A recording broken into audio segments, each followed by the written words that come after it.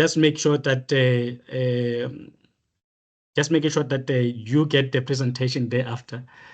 Sorry, I just got disturbed. Just make sure that we're just going to send it to everyone who registered with us online so that you can be able to go through it on your spare time. So yeah, but please switch off your mics so that you don't have to disturb us on this side. And the opportunity now, we are going to hand it over to Mr. Sandile Nzuza, the Bonsmara SA, to give us the wonderful presentation that we have all been waiting for. Mr. Sandile, I hand over to you, sir. And then afterwards, we're just going to have a discussion session. Over to you, Sandile. Thank you very much, Ernest. Greeting to all the farmers that are joining us today. I think as you've all heard, my name is Sandile from Bonsmara SA. I will be sharing with you guys today on basically understanding how to select an animal in order. Just 2 seconds. I see my screen is, there we go. How to select an animal with using phenotypic and using your genetic data or other tools that assist us in terms of selecting an animal to help us with our herd improvement. I've got a very short, short slide or presentation that I'm going to show that basically is going to help us draw a base of what we're talking about today. So as we know that we are moving on with the times, and we want to always try and make sure that even with agriculture as well, as we move from your 20th to the 21st century to your fourth IR, preparing now to go into our fifth IR, industrial revolution and all those situations, agriculture always has to keep up as well. We're coming from a point, I think we can all see from where we used to ride on horses as a mode of transport. We then started getting vehicles, and now the world is speaking of even going to outer space. And this is just basically a good definition or a good example of us moving on. And so does agriculture have to do as well. We also have to try and move into a better future. But then we know that even though we need to move on and we need to find ourselves in a better level than what we were last year or previous years, but we still have the following increasing input costs that we find still as challenges. I mean, feed is gotten very expensive. Labor is getting more expensive by the year. The fuel cost has risen by 18%. If you compare it from last year till now, which is an increase that a farmer has never really budgeted for. And then you've got price tariffs that have gone in some municipalities up to 125% tariff increase, which is things that we don't really prepare for, or rather, as much as we do, we never really assume that they'll get so high. So it becomes really a challenge. And then you still have your economic climate with the markets being volatile. I think now with the GNU that is currently happening, we've seen the markets somehow improving, which I think is a good thing for the market share of the farmers in terms of markets. But we don't know how long it's going to last. So we still count it as something that is too volatile for us to consider as a positive in farming.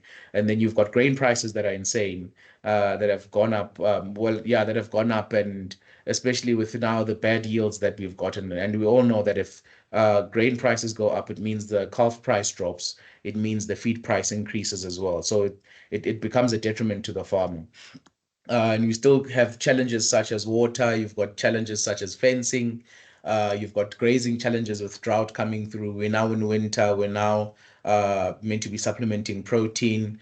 Some of us are only starting now, which is not the best thing to do for the animals, but at least we've started. For those who haven't started, please do start supplementing your animals before they start losing condition drastically. And then you also have health problems. For instance, our government is failing to assist farmers with foot and mouth disease. I know that they're now making efforts, which is good, but it's things that can be prevented by making an awareness, putting stricter regulations and restrictions. So yeah, I think these are all the challenges that farmers face. And amidst facing these challenges, we still have a market to service. We have a market that requires the quality meat that we give out. We've got a demand that's greater than supply. But because of all these input costs, we find ourselves selling as if supply is much greater than what is being demanded at the moment. But then how do we then work about making sure that we're able to service these markets and make sure that we're still able to make a profit as a farmer? So we then look into what we call our data capturing, which then assists us to be able to determine animals that are functionally efficient and animals that are productive, because that's the type of animal that you want to keep. You want to keep an animal that's going to call for you every year, an animal that's going to give you a heavy weaner every year, so that you're able to penetrate the market and be able to break the margin, the break even margin for you to make a profit. And these are all the things that you need to consider or look into in order for you to be able to do that. You need to know the weight of the animals when they're born. You need to know that when they're born, so that you can know when to wean them, and so that you can also weigh them during weaning as well, to make sure that your animal has grown enough. You know what you're selling to your vleis centrals, your AAMs, your Karua Osh, your Andreko can see, and when they buying those animals as spian calves or weaner calves. You want a lick. A lick helps you to maintain the animal's nutritional needs, which then allows the animal to continue growing without being hindered, whether it's in summer or winter. It either maintains or it grows. And you want to have a medicine treatment regime that helps you to make sure your animals are always kept healthy. And as we all know, to improve, you need to measure. And we say, there's a saying in Afrikaans that says, om te meet is om te weet. To measure is to know. And you can't know these things unless if you actually go out there and actually go measure these things. So going forward, what do we look at or what does a farmer require? What do we look at rather as breed advisors when you say a cattle farmer should have the following? When we're speaking of a functional, efficient cow herd, remember your cow herd is your factory. It's where all your calves are born. It's where all your products are produced, and you need a factory that makes you money. So you need to make sure that the type of cows that you keep are cows that are productive, cows that are efficient, cows that are functional as well, because that also plays a greater role in your calves being functional as well. You need to make sure that your cows are capable of producing and reproducing in the veld with as minimal effort as possible. And when we say minimal effort, we mean minimal effort in terms of managerial and in terms of financial input. So it doesn't require you to be doing something with the cattle every day in order for them to grow, but the animals can take care of themselves and can still multiply even in the veld. And including day to day as well. As I've said, it needs to be something that is easy to work with. Animals that allow you to be able to exercise or execute other managerial duties, because you know that the animals are taking good care of themselves and they don't require you to be on the veld every single day. And with that being said, with your females, you want females that will give you calving ease. You want females with enough milk to produce a stronger weaner calf. You want a 50% or rather a 50-50 cow-calf ratio. That basically means if you have a cow that's weighing 400 kgs, by the time you wean the calf of the cow should be 50% plus of the mother's weight. So it should be about a 205 kg calf, which then is above the 50% ratio of the cow-calf ratio. That's the type of animals you want. So we're basically saying the farmers should not go and look for these big, heavy cows that weigh easily over 450, 500, because then you're going to find it difficult to get to that cow-calf ratio, which is actually a profit maximizer for the farmer. Remember, a smaller animal requires less maintenance than a bigger animal. But if that smaller animal can still give you a calf that's half of its weight by wean, then you're definitely making a profit from that animal. You want animals that are very fertile, that are able of falling pregnant very early in the season. There's a study that was done that shows that all the calves that are born within the first month of the 3-month mating or breeding season are usually the most fertile calves as compared to the ones of the second and the third month. And that's because they come from mothers who conceived within the first month of the 3-month breeding season. They themselves also carry that trait, and they are usually more fertile as compared to other animals. So that also needs to come into play when you're selecting animals from your own farm when you want to keep replacement heifers. Moving on to the next slide, you also want a marketable product, a product that can sell anywhere, anyhow, anytime, if I can call it like that. And you want a cow that calves every year, as we've said. You want a good market for weaners, and I think we've seen that with feedlots. Feedlots are really taking a very big liking into Bonsmaras, and it's not just because it's a red cow, but it's because of the production potential of the Bonsmara, which was only realized after the Bonsmara then started doing research and started doing compulsory testing for their animals, and they got to see the production potential or rather the true value of production potential after they decided that every Bonsmara breeder needs to do compulsory performance testing to test their animals. And yeah, you want a cow herd with a pure breeding that can be done. That's obviously for your stud breeders who will then produce these animals for our commercial breeders who can then use them for commercial purposes. This is basically a beautiful example of a cow-calf ratio. This calf is just about to be weaned, but already if you look at him, you can tell that he's definitely over 50% of his mother's weight, or her mother's weight. I see it's a heifer calf. Apologies about that. Is it a heifer calf? It looks like it. No, that's a sheath, sorry, of his mother's weight. Yeah. So you want to make sure that your calf looks something similar to this in terms of height, of weight, of muscling, of width by the time you remove him from his mother when you wean him. And then we're just going to go a bit deeper as well. When we're looking into cows, or rather, when we're looking into an entire breed or herd, you want to make sure you have a big gene pool. The importance of a gene pool then it minimizes the possibilities of inbreeding. So it helps you breed pure genetics, or rather a pure animal in terms of inbreeding, without the animal finding itself mating with its mother, its father, its grandmother, first cousin, second cousin, and so on and so forth. You want a good mothering ability from the cows. Remember, the mothering ability, or the dam line, it then tells you that the animal is coming from a string of productive females, because you'll see the grandmother's figures, both from the father and the mother's side, the mother's figures. You can even go as far as the great grandmother's figures. These figures help you to then see the potential of your animal, and the breeding potential that from where it comes from and what it brings to the table as well. I know gents are always speaking, and females as well. When you're in a relationship, they ask each other, "What are you bringing to the table?" So this is basically what shows you this is what shows you what the cow is bringing to the table in terms of productivity, in terms of being on your farm. And then we look at the adaptability of the animal in the felt. We want to make sure that the animal is a productive animal. We want to make sure that it's an animal that will definitely give you a calf in whatever fault it's in. It's an adaptable animal. And then you want an animal with production potential and with longevity as well. Remember, longevity is the length of how long an animal can live. You always want to have an animal that can live longer, because it's always more expensive to replace an animal than to have it stay on the farm for longer. As much as we always speak of replacement heifers, you'd rather have a cow or a bull on the farm that's going to stay for 12, 14, 15 years, as compared to having to replace that animal every 4 or 5 years with a replacement heifer. Because remember, most replacement heifers come in as open heifers or as a pregnant heifer. It's never given birth. It's going to be the first time. You don't know what to expect. But with a cow that is staying on the farm for a longer period, you know exactly what you're waiting for. You know exactly the type of calves that it's going to deliver for you. So definitely, we always prefer an animal that lives longer than to always bring in a replacement heifer. You also need to supplement replacement heifers with much more other things before it actually starts producing, as compared to a cow that's a 15-year-old cow.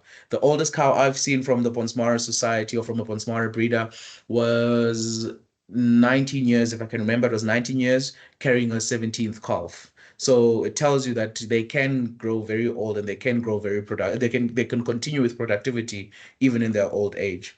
And mind you, that animal was on the felt, which then speaks to good management from the breeder, who's taking care of his animals. Another perfect example of cow-calf ratio. I'm not going to stick long to this because we've already discussed it, but it was just to show you again what we mean when we speak of productivity, and what we mean when we speak of an animal that's a function efficient animal with a good cow-calf ratio. Your cows, what makes a cow a profitable animal?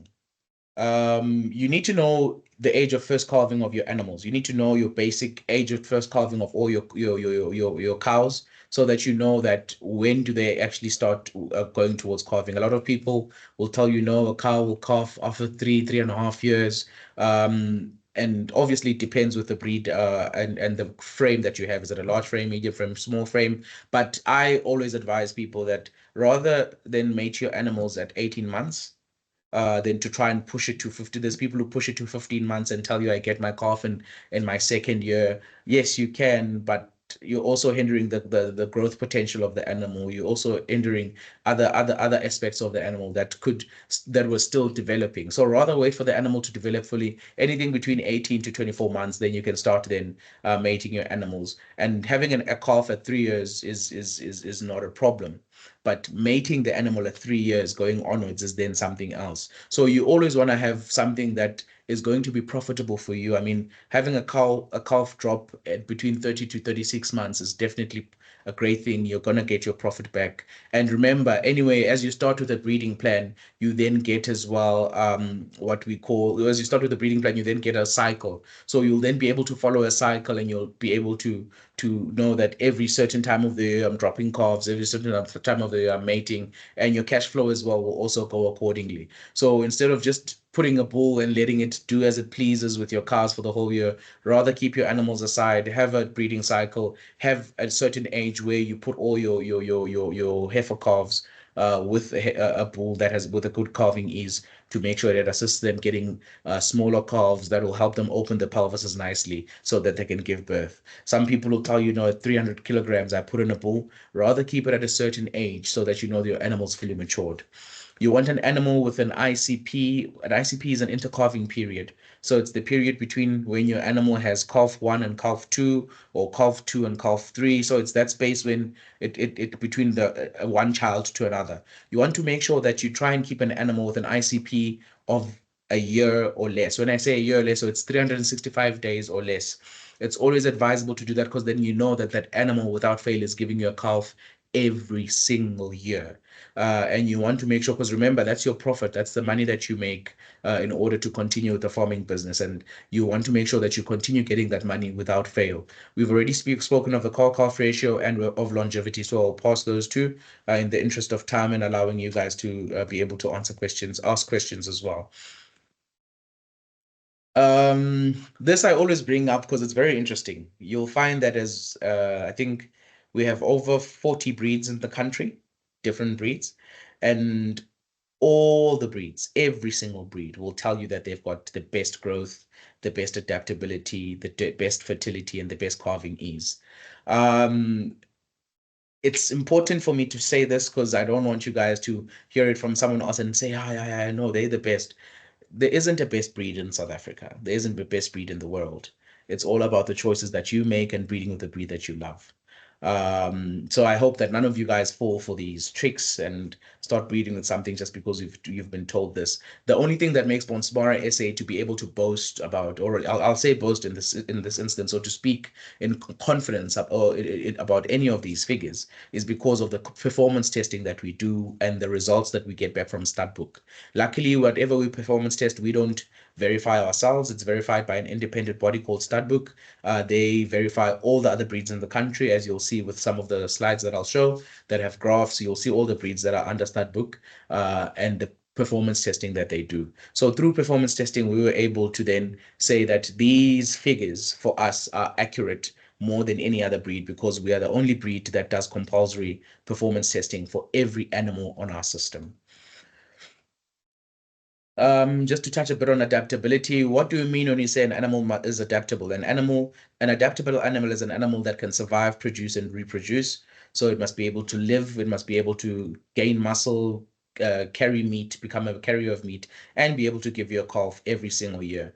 And one thing that a lot of people tend to forget is that adaptability and fertility go hand in hand. An animal that is struggling with adaptability will also struggle in terms of fertility, or is not as fertile as an animal that's fully adapted to an environment. And I must say, it's always easier to buy animals that are adapted to the environment than to use your money to try and change their environment to adapt to the animal. So whenever you're looking for animals, always look for animals in and around your area. always look for animals that are adapted to your area or are coming from similar environments to your area to help you as the farmer to make sure that you don't have to struggle now with trying to change the environment to adapt to the animal. And remember, adaptability, or an animal that is not adaptable, takes money from the farmer's pocket, because the farmer has to take care of that animal, make extra provisions to make sure that that animal continues to live or eventually adapts, and that costs money to do that. All right, we'll start going to the bulls now. It's going to be very quick and short. With the bulls, we also look at the same thing. We look at the gene pool. How big is the genetic pool of that a breed or of that herd? At the moment, I think Bonsmaras are sitting at about 125,000 registered animals, with the biggest breed society in South Africa, with over 300 stud breeders, and a countless number of commercial breeders. So that tells you already the gene pool is fairly big. I think of the gene pool, we've got about 50,000 plus. That is bulls, then the rest is all females. So it tells you that definitely we've got a big gene pool. We're selling about 3,000 bulls a year, both on auctions and out of hand. It tells you how big the society is, and we have about 115 auctions throughout South Africa. We've got 2 auctions a year in Botswana. We've got auctions happening in Namibia. We've got, yeah, those are the only countries that, and then we also have studs running in Zambia, Zimbabwe, Mozambique, Namibia, Botswana, and countries like your Paraguay, Argentina, and so on and so forth. So it tells you that the gene pool of the Bonsmara Society is big. We do perform growth testing, as I've said. And when we inspect our animals, we always look at minimum breeding standards to make sure that we give our farmers something that is functional efficient, something that is productive in order for them to be profitable. So there's no superficiality in Bonsmara. We always make sure that what we give you is what you get. And remember, we are working with estimated breeding values, but what makes our estimated breeding values closer to what the animal can produce is the accuracy rate, and that's because of the compulsory testing of all the animals. So a bull only has 2 functions on a farm, a breeding bull. It's only to produce calves, and from there, we all know that when you're producing calves, you need to have you need to be a fertile animal. So definitely, if you've got a functional bull on your farm, that bull should have progeny on the ground within the next by the end of the next breeding cycle after you've used it. Then you know that it's a functional bull. If it does not have the number of desired progeny, and obviously by desired we mean if you put 30 cows and you only get 10 calves from that bull, then we know that the bull has a fertility problem, and you shouldn't be using that type of bull on your herd, because as we know, the most important trait for a bull is fertility, because his only job is to make sure that he services the cows and gets you those calves on the ground. Bulls only contribute about 3 to 4% of the herd. So for every 30 cows, you're basically going to have 1 bull. For every 100 cows, you're going to have 3 bulls. That's where we get the percentage from. And remember, they contribute to 50% genetics to your calves. That's why it's important to have good bulls, good quality bulls with good quality conformation and good quality genetics. And that's why we're very strict when we select our bulls as compared to the heifers, to a point where we actually have 2 inspections. Every bull goes through 2 inspections on its life, 2 or more, and I'll explain why. And then the heifers of a breeding bull must be worthy of keeping in your herd, which means when you use your bull and it gives you heifer calves, you should be able to get heifer calves that are better than their mothers in terms of performance, in terms of the phenotypic eye, or in terms of the eye, when you look at them as you judge them, whether you're judging their hooves, their rump, the length between the hip bone and the pin bone, whether you're judging the top line, and so on and so forth. And then, yeah, let's continue further. I'm trying to not take too much time, Ernest, so that we allow the people an opportunity to speak as well. As I did say, that with growth tests, this is a graph that came from a stud book that shows us the different breeds and which breed basically contributes the most to the growth test of Bonsmaras. I mean, of breed societies in South Africa. Bonsmara plays the biggest role with 50%, 58% of the growth tests in the country consisting of Bonsmaras, and that is because all our bulls and all our animals have to go for performance testing. That is why we take such a large portion. And I must say, this is also one of the reasons why commercial farmers take a very big liking into Bonsmaras, and your upcoming farmers as well. We've also noticed a very big increase, and this is because they know that they're getting quality performance tested animals, and the figures that they see on the catalog or the data that they get of the animals gives you has a very high accuracy. Therefore, you know what you get with the animal is going to be similar to what is written down on paper. And then now we're just going to go through a few breeding standards, which is using the phenotypic eye or using the eye to look for a bull of good quality. So one of the few things that we check on the animal is the sheath. You'll notice with Bonsmaras, usually, or rather not usually, but our sheaths don't go over I'll call it the knee of the animal, just above the shin of the animal. Once the sheath is longer than that, we then cull that animal out, because we don't want animals with long sheaths, with hanging sheaths.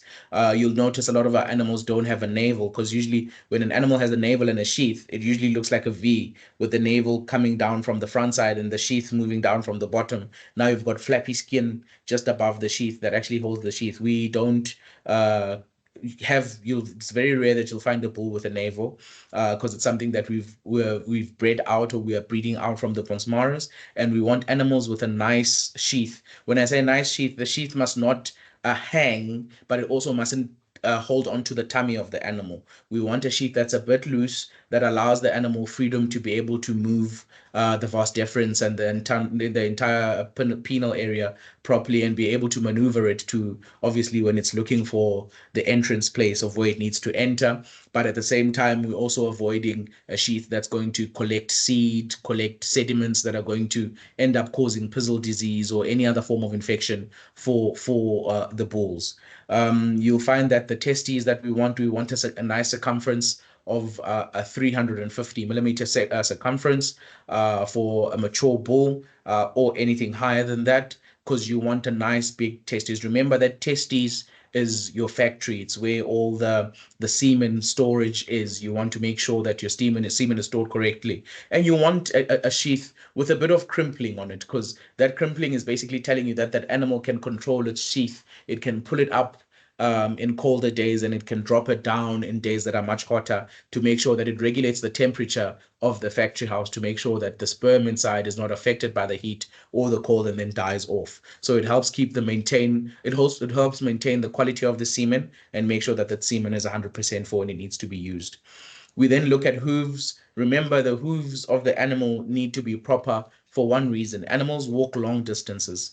Let's make a typical example. If you wear shoes, if you're a size 8 and you're wearing a size 10 shoe, by the time you get to your destination, you're probably going to be tired, or you might not get there.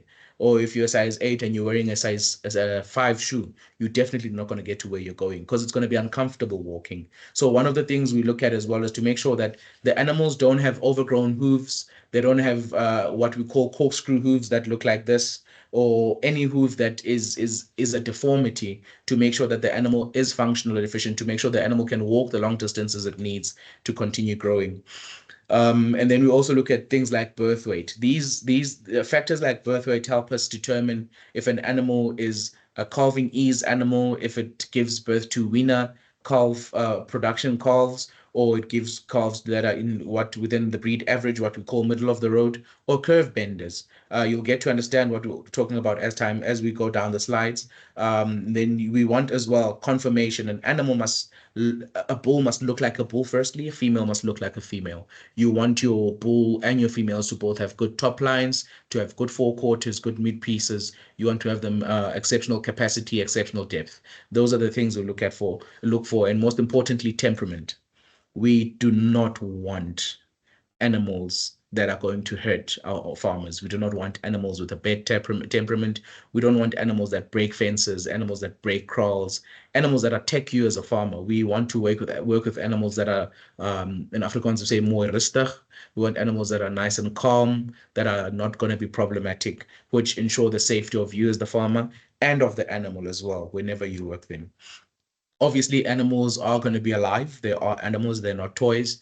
But even so, an animal should not attempt to hurt you. And that's what we call for. So, should an animal charge toward us as soon as it enters into the kraal, those animals go out. Obviously, we know the difference between a stress charge and an animal that's attempting to hurt you, and we're able to gauge between the two. So stress charge is when the animal will if it comes in and you're too close to the gate, it'll just move its head towards you, but it won't actually come towards you. It'll continue running, but it'll just run in that like with the head in that direction, but continue going straight, as compared to when it actually comes and charges at you.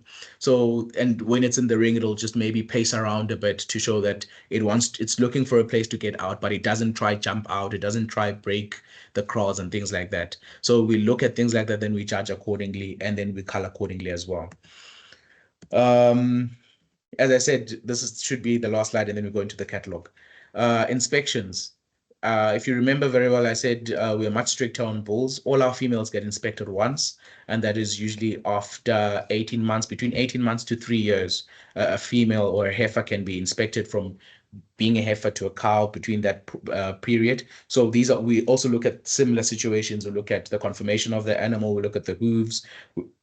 We look at the head of the animal to make sure it doesn't have an overshort, undershort jaw. It's not too muscular. We check if the hormonal balance is correct, and so on and so forth. The same with the bulls as well. But the bulls then undergo a second inspection, which we call screening. And that is when the bull is preparing to go to auction. So usually a day before the auction, or maybe a week before the auction, the bulls will be re-screened to make sure that they are still worthy enough of carrying the B brand that you see on the picture. Should the bull be culled out, should it be accepted in inspection and culled at screening, then that bull cannot enter the ring and be sold in that auction, because then there's a fault that has been figured on the animal. So we always want to make sure what we offer to our farmers and to our farmers, whether it's commercial, upcoming, or start farmers, is always of top tier quality when it comes to the bulls. Because remember, a bull will give you 30 calves a year. A cow will only give you one. So we have to be very strict with the bulls to make sure that you get animals that are 100% correct and ready to service your cows. And another thing is the Bonsmara B brand. The B brand is given to the bulls at first inspection, and at screening, should the fault that is found be a cullable fault, whether the bull has a B brand or not, then the bull will be culled and will be sent for slaughter. So whenever you're buying a Bonsmara bull, always make sure it carries a B brand, because that is your verification that it is a performance tested, inspected, registered Bonsmara bull. Yeah, I think some of this, yeah. Now we're going into the catalog.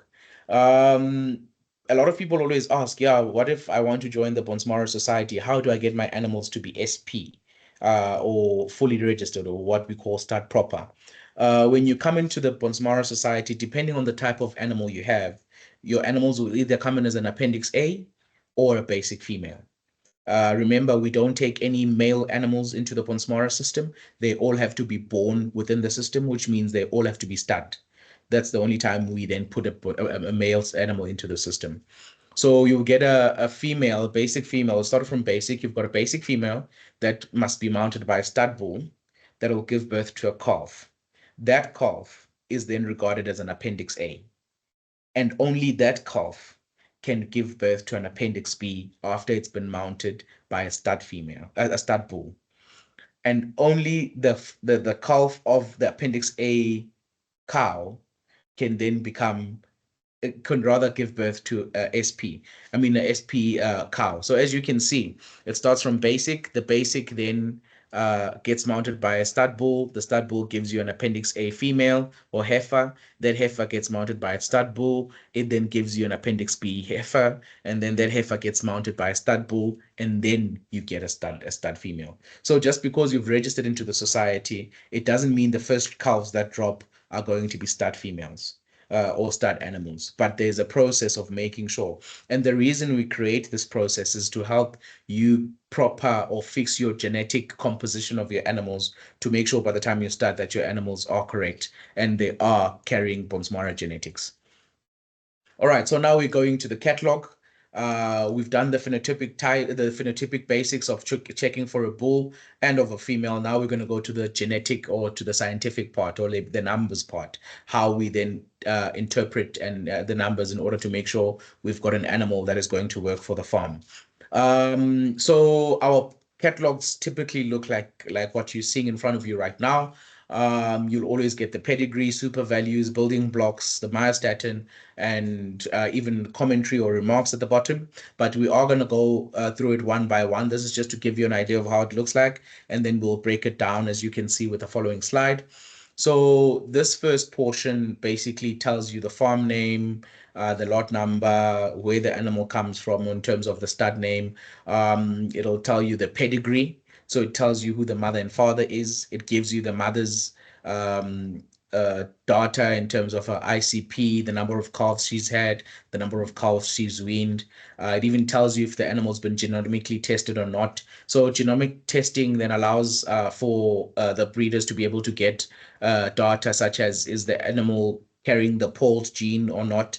Is the animal carrying the double muscling gene or not? And many other mutations that can be tested for within genomics. And you can see there, if it is polled, it will write, I'll try and I'll see on my data if there is a polled status. But as you can see there, it will reflect as number 9. Oh yes, we do have it. The mother of the bull at the top. You'll see there by number 9, it has a HH with a C. And I'll explain as well how it works with the heterozygous and homozygous polling when we go to myostatin. It's very similar. It's the same thing. It's just obviously the other one speaks of double muscling, the other one speaks of POLT genes. So it gives you the basic information of the animal. And then we move to what we call super values, the values at the top. As you can see, you've got calving ease, your weaner calf value, your fertility value, maintenance value, cow value, growth value, and carcass value. So of all these values, calving ease, which is number 1, and maintenance value, which is number 4, those values have a negative correlation. What I mean by that is that, first of all, let's correct this quickly. All these figures will always be on 100 plus or below 100. These are indexes. We call them indexes. So it's not the actual weight of the animal, but it takes all the data that has been put in that animal's contemporary group, and then we'll work out the average. So let's say the weight of 10 cows in a group is 8 of the cows are weighing, let's make it 4 of the cows are weighing 36, 4 of the cows are weighing 34, and then we've got 2 cows weighing 35. So when it's working out the average will be 35. So the 2 cows will be sitting on an index of 100. Then the 4 cows that are weighing 36 will be sitting on an average, let's say, of 110, and then the ones at the bottom at an average of 90. So it works out the average of the contemporary herd, and then from that average, it then works out the index. The average being 100, anything higher than the average being above 100, anything below than the index then becoming anything below the 100 index then becoming below the average of the breed. So with a calving ease, you always want a calving ease of 100 and above, because I did say, remember, it's a negative correlation. So when we say it's a negative correlation, the higher the number, the smaller the calf. The same as well with maintenance. The higher the maintenance, the smaller the frame of the animal, and that's what you want. So it will be an animal that's more of a smaller, medium to smaller frame type of animal. So with calving ease, you want to make sure your figures are above 100, to make sure that you have an animal that gives birth to a smaller calf, but you want what is your number 6 on the system, which is your growth value, then to be above 100, which then means you get a smaller calf that grows exponentially. That's what we were always working on. With maintenance as well, your maintenance, if it is below 100, then you know you've got a bigger type or a bigger frame cow or bull. If it's above 100, then you've got a smaller type frame or bull. So I just want you guys to keep in mind with those two.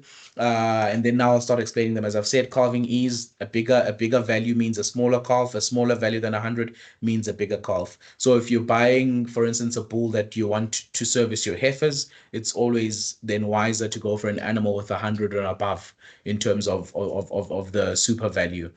Your weaner calf value goes with the growth of your weaner calf, and you always want that to be 100 and above. fertility must be 100 and above, because it speaks to the fertility of the animal. Your calf value also speaks to the fertility, the calving ease, and so on and so forth. And you also want it to be 100 and above.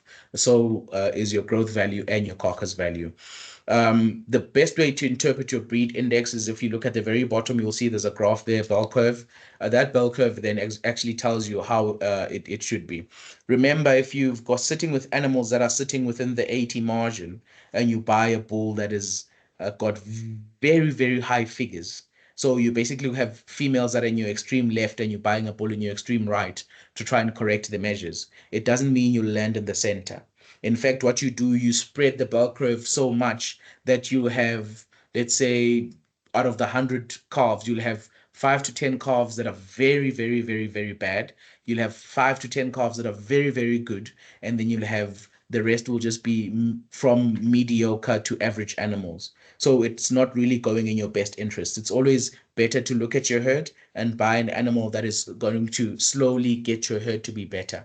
So we're always going to look for an animal with a bit extra length, with a bit extra depth, with a bit extra capacity, and so on and so forth to add to your herd, rather than going and looking for the deepest bull with the deepest length to add to animals that look like cylinders with no length, no depth, nothing whatsoever. So always be cognizant of that. Always look for a better animal, but never go for extremes. Always look for something that's going to better your herd. Because remember, these are genetics. We're taking it from time to time. For instance, as ugly as I am, I can't go and get who's the most beautiful female that we know in this world. Let's use Princess Diana because everyone used to say she was beautiful. I can't then go and take Princess Diana and assume that if I look, no offense on Idi Amin, but Idi Amin was a very manly man.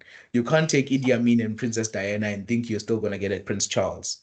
Probably you'll get something close to a Mugabe Nyana heading towards Prince Charles. So it's just Yeah, to give you an idea of genetics. you can get Beyonce. Okay, yeah, Beyonce. For instance, take Beyonce and Jay-Z, a good example. If you look at Beyonce and Jay-Z, I mean, Ivy Blue is just a kid. But had Beyonce taken someone aesthetically who was being hailed as closer to her, you'd probably then get, let's take Chris Brown. If you take Beyonce and Chris Brown, you'd get a much better child than Ivy Blue. I'm not judging on Beyonce or her child or on Jay-Z, but I'm just making a typical example. I think I don't know if you're satisfied with how I've explained the figures. So what I'm going to do now, oh yeah, this is just an interpretation or shows you the amount of influence each figure basically has on the selection values. And if you remember, I spoke of these values being your super values or your selection values, and then the values at the bottom being your building blocks. Building blocks are something that is actually mostly used by stud breeders. But for a commercial breeder, the most important things you want to check is your wean maternal, which is number 10, because that has an influence on the animal's milkability. You want to look at the average daily gain, which is number 16, which then is it, yeah, 16 and 17, average daily gain and feed conversion ratio, because then that speaks to the growth of your animal. And you'll also look at your fertility, which is 12 and 13, which then also tell you how fertile the animal is. So these are all figures that you'll definitely look into to help you pick a functional, efficient animal, an animal that is going to be productive on the farm. You'll see that there we go, on the catalog on your right bottom corner of every lot, you've got what is called myostatin. That's what we're going to now. So myostatin is basically a fancier scientific name for double muscling. This is where we showcase our double muscling. We basically have 3 genes that have a very big influence or have a major influence or detriment to the meat quality of an animal. And that is your Q204 gene, your NT821, and your F94L gene. These genes come from the limousine, the Charolais, and I've forgotten the third one. Oh, yeah, the Belgian Blue, Charolais, and Limousine, if I remember well. I'm just not sure with the Belgian Blue one, but yes, definitely. They all come from other other animals that, and it's not only those animals that have it. A lot of animals in South Africa, especially animals that have been crossbred with a lot of European breeds, you'll find, or have been composed using European breeds, you'll find them with the myostatin gene.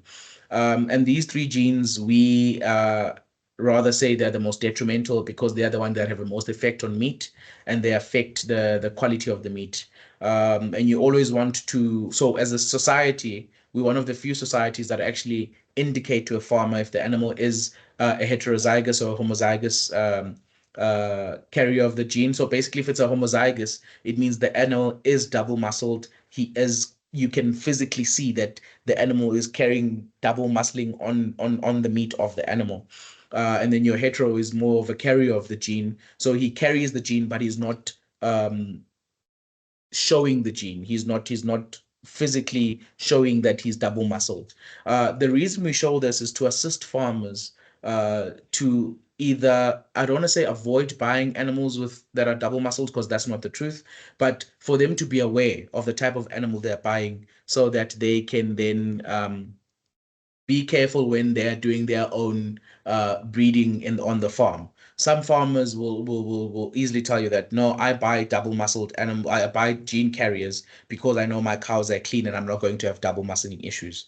And some farmers will tell you, no, I buy clean animals because I don't want to have double muscling issues because I don't know the status of my females. So farmers buy both carriers and normal animals, and they then manage the situation on their own farms. The reason that they do it that way is because your double muscled and double muscle carriers tend to actually carry a bit more muscle, but because they carry a drier muscle, the animals usually don't have any fat. If the animal is double muscled, they have very little fat. We actually call the meat blue meat. So we just do this so that the farmer is aware of what they're buying, and should they decide that they want to buy a carrier or to buy a clean animal, then they can see on the catalog that the animal is a carrier or it is clean. This also has had a very big influence on the price of Bonsmaras. We've seen that cleaner animals have a tendency of selling for a much better price as compared to non-clean animals. But then again, you'll find that most of your highest priced Bonsmaras are actually all carriers of the gene. So you can never really say which one is better than the other. But you can definitely see that there are definitely breeders who go with cleaner animals or at farmers that go with double muscled animals. So it is there just to make sure that the farmer is aware of what he's buying. And as you can see, it's got 4 points. Then if the animal hasn't been tested, we'll then write not tested. If the number is a 0, then we're basically saying the animal is clean of all the of a double muscling gene. He doesn't have the gene. A 1 is a carrier of the gene, and then number 2 is a double muscled animal. You'll never see an animal that is a number 2 on the catalog because we cull all double muscled animals. Remember, double muscled animals do tend to give problems in terms when the animal is calving. If the calf is double muscled, you find dystocia problems because now the vulva is not the pelvis is usually not big enough to be able to push the calf through, and you tend to have those problems. So that's why we rather cull double muscled animals, and that's why we make farmers aware if the animal is double muscled or not, so that they then take the decision to continue with the animal or not. I see my thing doesn't want to. There we go. So we're going to look at just a few examples of calving ease bulls, a few examples of middle of the road. It's actually 2 of each, just to give an example of what we speak of when we say it must be a calving ease bull. If you look at these 2 bulls, lot 3 and lot 32, their calving ease shows you that they give birth to smaller calves. But if you look at their growth value, it shows you that they give birth to calves that grow better than the group than the average of the breed society, or of the contemporary group that they were in. So already you know that as much as they are what general society calls them heifer calves, we actually don't use that term. We actually use calving ease. Calving gemak. I also wrote it wrong there in Afrikaans. So you always want to make sure that you get a bull rather, that will give you a calf that is born small but grows exponentially. And if you look at the other figures of these bulls as well, you will see that they're within the breed average. So we've still made sure that they're within the minimum breeding standards of the society. You always want to make sure when you're getting a calving ease bull that he has growth, but he still gives you bigger calves, because that then becomes a win for you. And then, as I said, you'll then look at things like your wean maternal, average daily gain, feed conversion ratio to make sure that it is an animal that is going to be functional, efficient, and will grow on the farm. Your weaner production bulls are usually bulls that give birth to bigger calves, but that have an exponential growth. As you can see, they are about, remember, anything between 90 and 110 is regarded as an average of the breed. And then anything that is between 80 and 120, anything that's less than 80 is then out of minimum breeding standards. And then anything from 80 and above is within minimum breeding standards. As you can see here, we've got 134, 137 growth values, which means he's breeding very big weaner calves, which are going to be very big weaner calves. You can see that also with the weaner calf value of 128, 143. That's also picked up as well with the average daily gain of the animals, the feed conversion ratio of the animals, even the mature weight of the animals. It tells you that it's animals that are growers, that are going to grow very well. So if you're a weaner production person, these are the type of values that you'll look into. And always, please be careful. This type of bull you cannot use on heifers. It'll give birth to too big calves. You're going to have dystocia problems. This type of bulls you only use on cows. And then you've got what we call a middle of the road. Middle of the road, everything is basically more within an average. The calves are not too small, they're not too big. The growth is not too exponential, but the growth, they still have sufficient growth. You'll find that your average daily gain, your feed conversion ratio is all within the breed average. These middle of the roads are actually quite good middle of the roads if you look at them. I mean, if you look at their average daily gain, they're all above 110. If you look at their growth, they're all growing quite well. But it was just basically a typical example of what we mean of when we speak of a middle of the road type of bull. Then the bulls that everyone always goes for, your curve benders. I think number 18 is more of a curve bender than 21. A bull that gives you a small calf that grows exponentially. A bull that still carries good milk, but still has a good average daily gain, a good feed conversion ratio, and good fertility as well. So that's the type of animal that you always would like to have, an animal that gives you small calves that grow exponentially, that carry all the good traits, that carry all the production traits. And then obviously then you use your phenotypic eye to make sure that conformation is fine, the hooves are fine, hindquarters and back quarters are fine. You want to see that wedge from the bull and the female. From the bull, you want it to be bigger in the front, smaller in the back, with the female small at the front, bigger at the back. You want to see those nice with the bull, you want to see that nice length, that nice width, that good top line, that nice muscularity by the neck. You want to see that nice strong neck with all that muscling. You want the eye banks. You want the nice wide muzzle. So after you've seen the figures, then obviously you're also looking at the animal to make sure that not only are the figures are good, but even physically it carries the traits of a bull that can carry meat. And then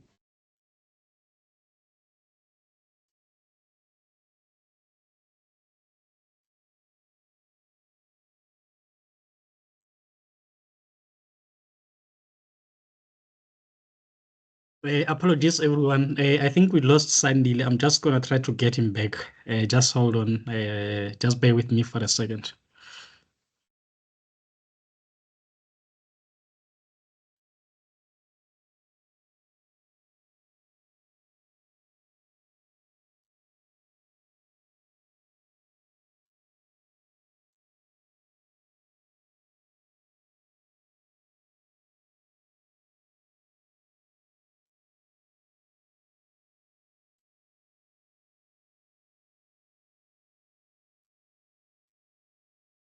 Sandile, we lost you, ne? Okay, okay.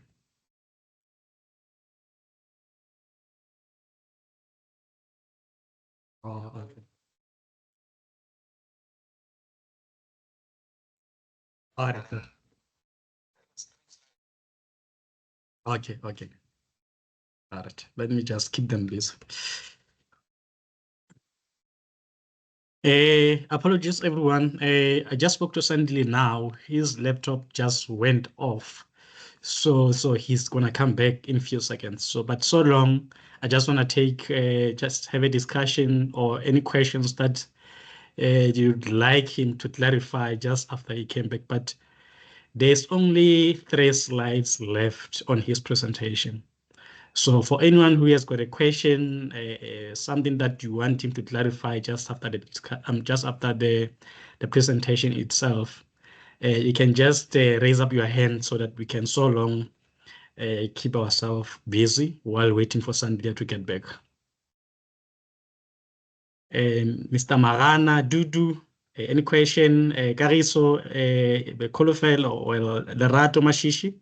Anything that you picked up from the presentation itself that you'd like Sandile to clarify, please switch your mic off so that we can so long have a discussion. And if you are shy to speak, you can also drop your question inbox. I will just read it through to Sandile as soon as he complete with the presentation. Yes, but if you have no questions, please bear with us for a few seconds. Sandile will be coming back to finish up his presentation. Okay, thank you very much. Mr. Mkhosi Tladi, you can unmute yourself. The platform is yours, sir. Good morning, Ernest and the colleagues. My question is based on the appendix, especially the colors. If you aspire to be a stud breeder, let's say I cross, my first crosses is gonna be Bonsmara and Nguni cattle.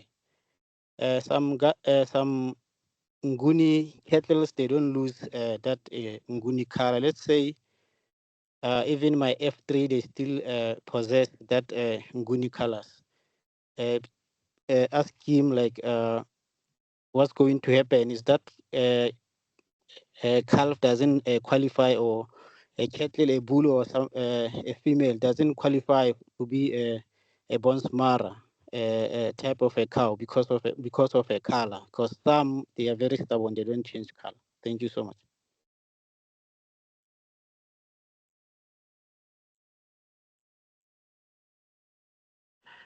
Oh, sorry. Thank you so much, Mkhosi. That is a very good question. I'm still trying to get Sandile back on my side, but I noted the question and I'll ask him as soon as he gets back to our presentation. So just give me 5 seconds. I'm trying to send him a link again so that he can join in.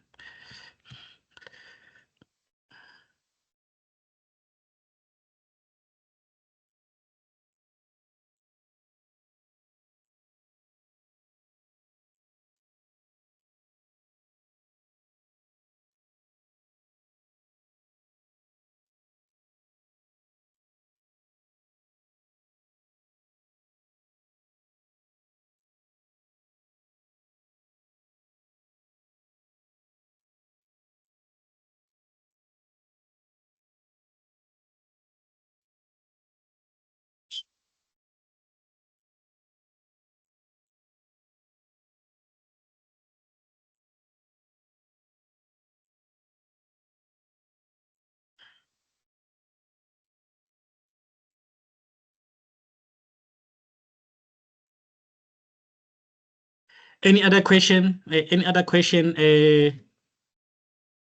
Ramsibudi, if you have got a question, you can just. Okay. Fortunately, Sandile is back. Sandile is back with us. Thank you very much. Okay.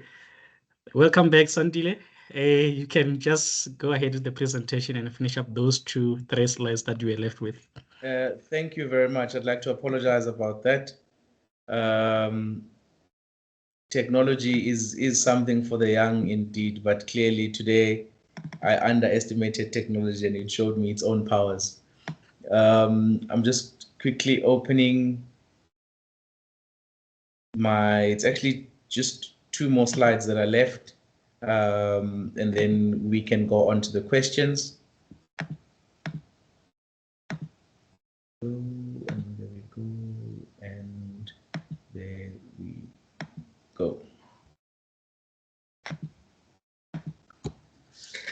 All right. So then from what we had discussed, we then continue to say then why is Bonsmara an answer in terms of making sure that you're able to get animals that are functional, efficient, and profitable for your farm? It's because as Bonsmara SA or as the Bonsmara Society, when we judge our animals, we judge objectively. We do it with a scientific approach of understanding the animal's genetics as well as the phenotype of the animal. And we put a very big emphasis on understanding the functional efficiency of an animal. And we, as I said, we are not superficial.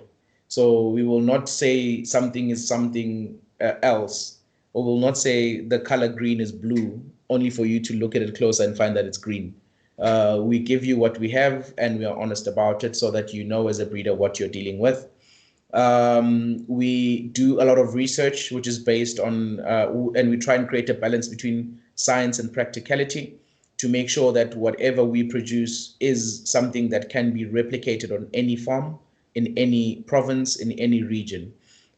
We have very big commercial herds, and we have a system which helps us then to be able to always gauge what the Bonsmara breed is doing, how it can be rectified, should there be things that require to be rectification, which we then do through our research and make sure that we rectify it through a scientific approach to make sure that we remain competitive, we remain a functional, efficient, we remain a necessary breed for the feedlots, for the breed, for the commercial farmers, for the upcoming farmers, and for the beef industry.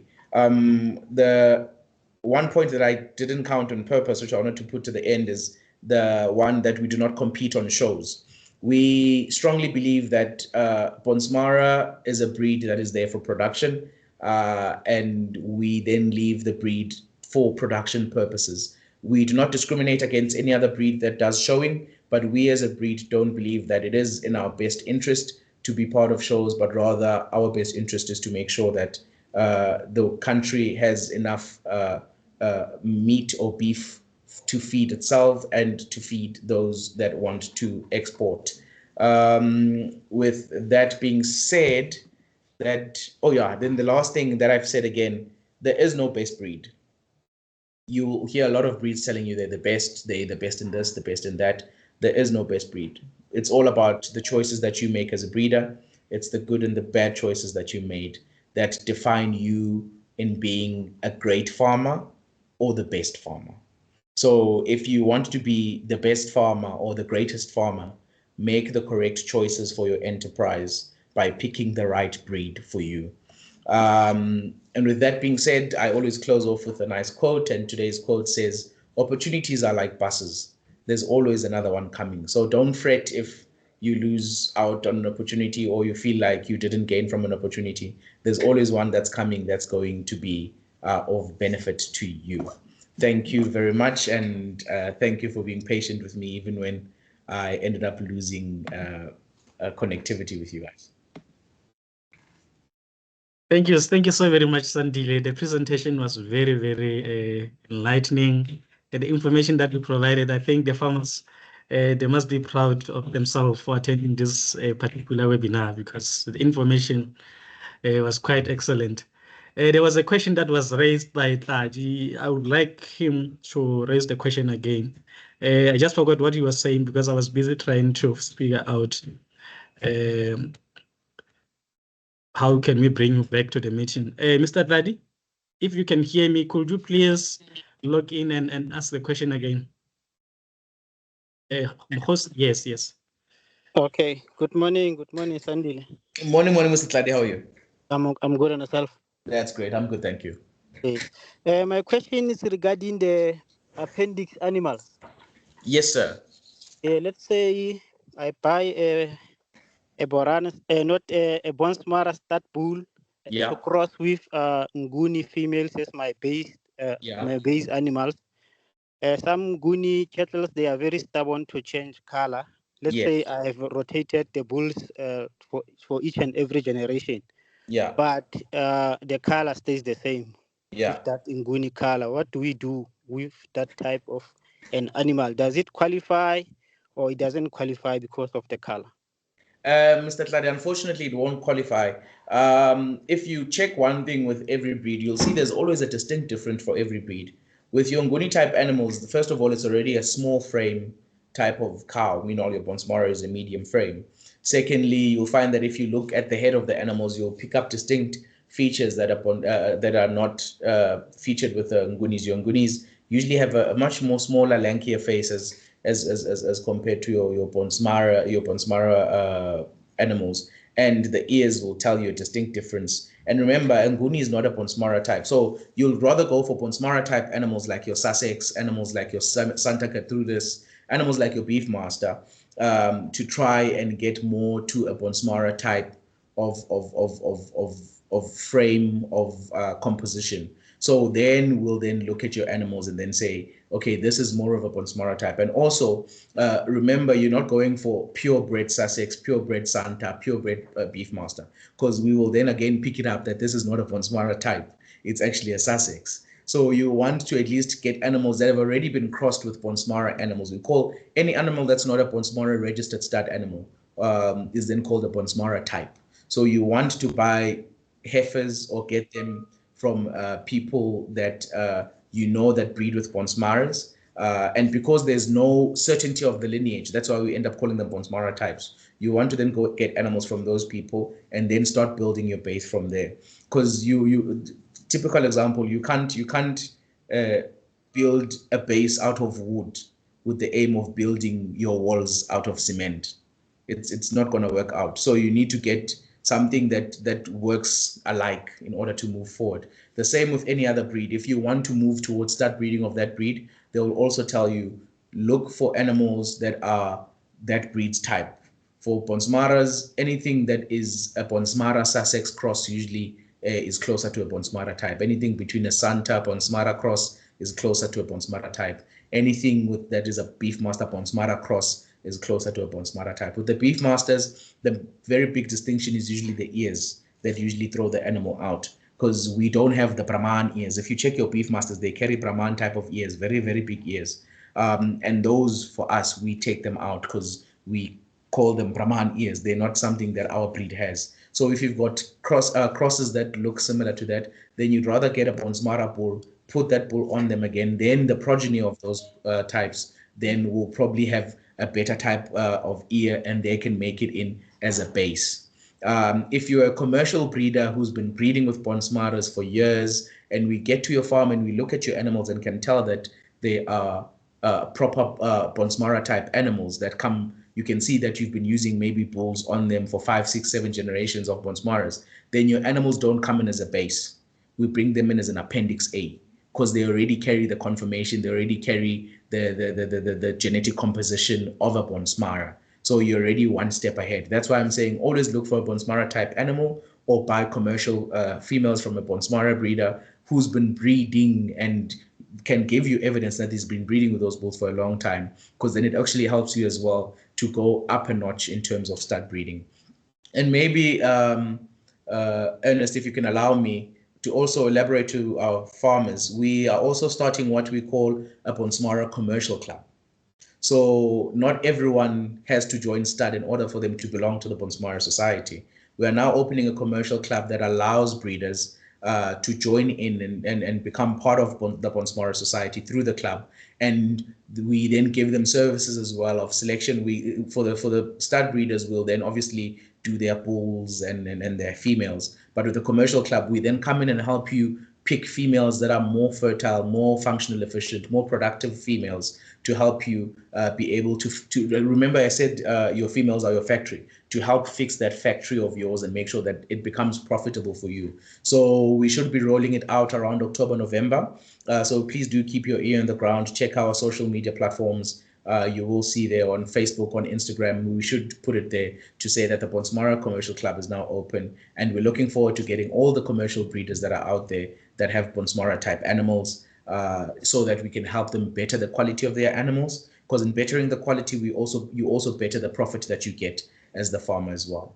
So yeah, I hope, Tladi, you are answered. Yes, thank you so much. It's a pleasure, sir. Thank you. You're muted, Ernest. Oh, thank you. Thank you. Excellent. Any other question from the farmers? Anyone who has a question for Sandile? I've got one, Ernest, that I got. There's one farmer who has the privilege of having my cell phone number, and I see he sent me one on WhatsApp, Mr. Panki. He was asking his bulls. He's a stud breeder of ours, and his bulls went into a phase C test. So phase C animals usually have two marks. They usually get a mark on their left shoulder and the B brand on the right shoulder. So he was saying I must just explain the significance of the mark on the left shoulder so that farmers don't think that there's something wrong with the animal. So you'll notice that on the left shoulder, they usually have a circle with, I'm sure you know the graphics of a male and female gender representation.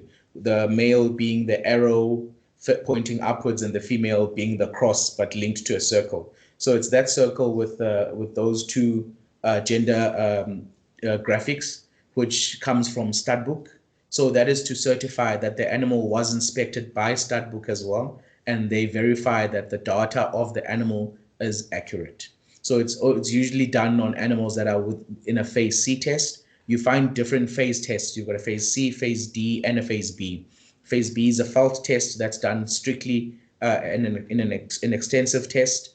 You then don't get things like your scrotal circumference, your average daily gain indexes are usually not worked out, but you do get average daily gain, but not the index part.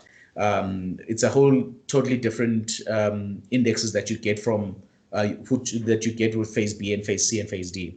Your phase D can be done intensive or extensive. So that's when you then either give your animals a ration or you keep them in an intensive area for, I think it's just over 3 months or 4 months for the extensive to actually test your animals, test their growth ability, and then you get to pick up on their fertility as well, and so on and so forth. That's where all these figures come from. It's from these tests that I'm speaking about.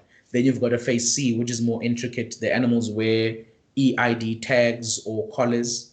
The food is weighed, whatever feed they eat, maybe it'll come out in a kg form. The animal eats and then walks out. The scale will then weigh how much the animal ate, how much did it leave, then works out the finer details of the animal's data, and that's all shown on the catalog. So an animal that carries a mark on the left and the right shoulder, it's usually a Studbook mark on the left, Bonsmara mark on the right. It's just basically telling you that the animal has been phase C tested.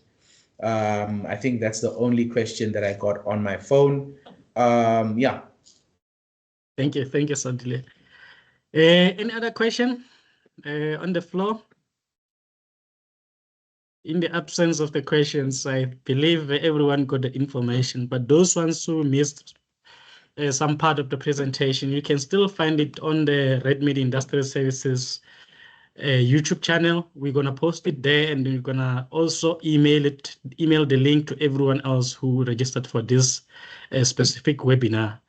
But for other webinars that you didn't manage to attend as well, you can also find them on the Red Meat Industrial Services YouTube channel. And also another announcement that I want to make as well is Sandile and I will also be part of the African Farmers Day that is going to be held at Polokwane, Flay Central Auction House. So for some other people who also want to see Sandile live, not online, who want to see Sandile live, you can still come to Farmers Day. That will be on the 4th of July, which is next week, Thursday. So I'm going to be there as well from the Red Meat Industrial Services. Sandile will come as well to make presentations and demonstrations about profitable farming. So, but I would like to take this opportunity to thank you, Sandile, for the opportunity that you gave to the farmers so that they can come here and listen to you to teach them about profitable farming, in particular about bull and heifer selection. So we appreciate your time. Please pass our appreciations to also Bonsmara SA for allowing you to come and share information with us and also with the farmers on the ground. So I would like to thank also the people who managed to attend. I know there was a lot of people who registered, about 137, I think, who registered for these webinars. But I know some of them, they were not able to attend because of other reasons. But the link will be shared with everyone, and we appreciate you. And we're going to have another webinar next month that will be about a supplementary feeding. Kumuzo will be facilitating that one from the RMIS side. So thank you very much for your time, Sandile. Thank you very much to everyone who attended. Likewise, the Red Meat Industrial Services, we say we empower the farmers to thrive. So thank you very much to everyone. We appreciate, and then the recorded video will be sent to you, everyone. Appreciate Sandile. Appreciate Bonsmara SA. Thank you very much. Thank you to the viewers. Thank you very much.